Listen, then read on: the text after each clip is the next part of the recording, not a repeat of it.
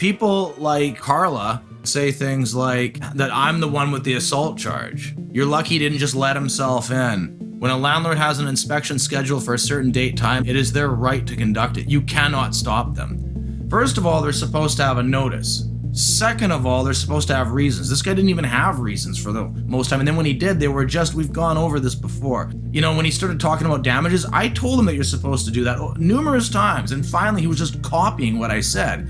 And then he started saying for illegal activity. What illegal activity? When you live there the whole time and you don't do anything, like there's no signs of illegal activity. What is there? What do you think? I've got gang members hanging out there? Where does this guy get illegal activity? Yeah, this is why. He talked about towards the end about my dad selling golf balls. My dad sells golf balls. He collects some golf balls. That's not illegal activity. There's nothing illegal about that, Yurla. And then he says about my work, like my YouTube and stuff. I make chump change. Like there are slave laborers in Indonesia that make more than I do. I don't make hardly anything off here. If I made lots of money, there's nothing illegal about it. That's totally fine. It's not illegal. This guy makes tons of illegal money. He's probably making anywhere from 50 to 100 grand a year. He doesn't even work. He's got a disabled sign on his car. He drives around. He does work on the next door house. He owns that house too, and he's done some repair jobs and hammering and things like that. He's clearly capable. Preliminary matters. I find the issue of whether to uphold or cancel the landlord's notice to end tenancy is the primary issue before me. I inform the parties that the other issues listed on the tenant's application may only need to be decided if the tenancy continues. Background and evidence.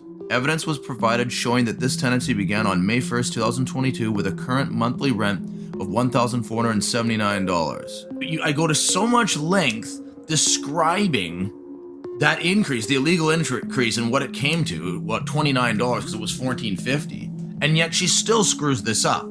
It's just a shot in the arm. The tenant says the landlord completes monthly inspections, but the landlord's actions during the inspections are invasive and intrusive. The landlord is moving the tenant's belongings and searching for damages, uncleanliness, or illegal activity. I would caution the landlord not to touch the tenant's personal items. Then why didn't you ever say that? Rats. The tenant says there are rats in the ceiling of the rental unit. I note the tenant has not applied for a repair or maintenance order. I sent her video evidence that I did, and I told her that I did. If there are rats in the rental unit or the residence, I find the landlord should arrange for pest control, and the landlord may claim compensation for pest control from the tenant. This is insane, man. Like how bad she gets this. I mean, they give you like a deadline, so they have about 2 weeks to go over the evidence ahead of time, and yet they don't seem to know hardly any of it. Inspector because the landlord wouldn't. On the video, I indicated that I was willing to pay the $90 for the inspection out of my own pocket.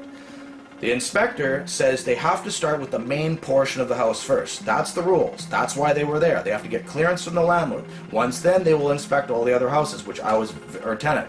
Tenant, do you have any evidence that there are rats inside your rental unit? I never said there were rats in my rental unit. After the first hearing, the arbitrator said, I note the tenant has not applied for a repair or maintenance order. There was video evidence of me with an inspector telling landlord that I was paying for inspection. Who calls pest control? Pest control looking at us. The tenant called. The landlord had these guys come over to check the vents, to clean the vents for, health reasons. But of course, the inspectors for the rats weren't allowed in the house, even though I was paying for it. On December 13th, 2023, the tenant applied to the tenancy branch requesting the landlord to provide services as required by the tenancy agreement, including the use of laundry facilities once per week and the use of exterior water. The tenant requested an order for the landlord to comply with the act regarding laundry facilities to stop harassing the tenant with demands for illegal rent increases. Jay, hi, this is your residential tenancy. You're being served. Here you go. Take. What? Residential son. You've been served. Goodbye. Outside water. The tenant has not provided any proof that they were promised the use of exterior water. In the first hearing, there was a Punjabi person who required the use of a translator. I felt that the speed of this hearing was not only interrupted, as can be understood, but a large part of my statement never even got to be read. I think I just gotta say that I didn't realize the importance of the Notice 10 and tenancy. Like, of course, I understood that, but just to clarify, I think I thought in amending the two together, right? I thought it would be like, wow, there's all this evidence against them. Obviously, You are working cash every day. Illegal activity. You are working cash every day. He treats us like peasants. it would work coherently, but because I couldn't get all this in, and she just wanted to jump to this, did I assault the guy? And that wouldn't matter anyway, because ultimately she just based it on the fact that I had charges against me from him and I didn't make charges against him. That's what it came down to. I realize in this second hearing I can get the chance to do this, but I wondered if it is all possible to request that the translator can act more on her own without always having to repeat everything back to the landlord.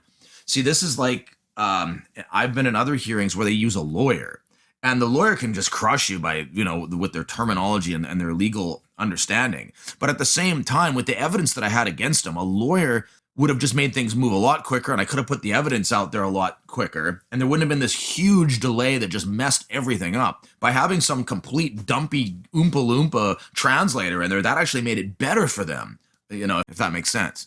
And before that, the rent was paid late many times. I did not attach No, it wasn't. documents because I was told that there is no need to attach old documents. The person who filled in the document, he did not attach the proof. I understand that in any form of cross-examination, the landlord would be required, but if the translator could have more access to the landlord's information, we could speed up the process of the entire hearing and all benefit from it, I believe.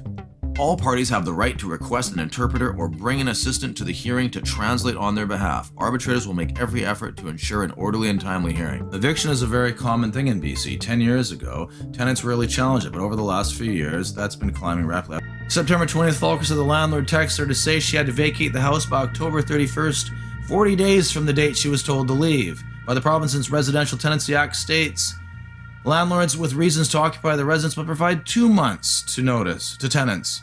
My landlord and I had always maintained a formally respectful friendship, Falker said. I was upset by the unthoughtful and careless way she had informed me about ending my tenancy through a WhatsApp text message. A few days later, she informed me that her son was starting his studies in college and he needed to move into the house I was currently renting. I've highlighted that. That's exactly what the reason was with the girl. They didn't just say she wanted to move in there. They said there was problems with the rent. It's a lot easier to move home, and she needs to have work on her studies from college. Look at this. It's like it's like some cookie cutter method. Like they just use the needing to study and have a peaceful environment. Due to the ongoing tension, Falker said she's been feeling hesitant and stressed, uncertain about whether she will ultimately decide to move out or stay and fight the eviction notice. Fighting's not you're never gonna win it. Landlords in BC can increase rent whenever a new tenant moves in. Once a tenant moves in, landlords are only allowed to increase rents by a maximum specified amount annually. Replying to the first email with pictures attached, evidence cannot be submitted via email, and we will not upload evidence to a file if it is sent to our inbox. And as the arbitrator ordered in their interim decision, this adjournment is not an opportunity for either party to submit any additional evidence, including late rents. At the hearing, you may have the opportunity to discuss with the arbitrator anything that was not captured in your previous evidence submissions. Please, whatever I did, I'm sorry. Just go.